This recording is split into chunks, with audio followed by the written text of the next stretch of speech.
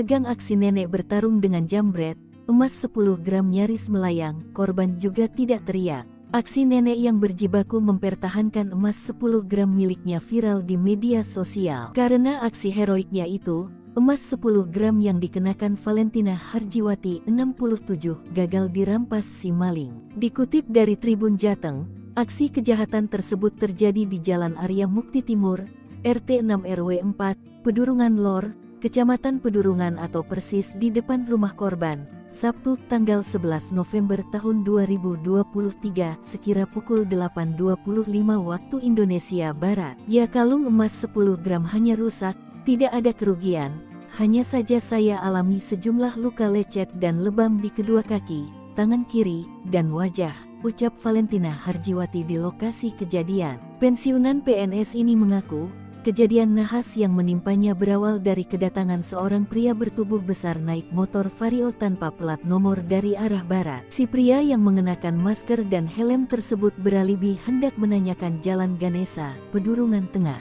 Sontak, ia lantas mengarahkan pria itu sesuai yang ditanyakan. Namun, tersangka memutar arah motornya sembari mendekat ke korban. Kemudian langsung merampas kalung si nenek. Mendapatkan perlakuan tersebut, mantan guru ini segera mempertahankan diri. Tangan kirinya ikut memegang kalung.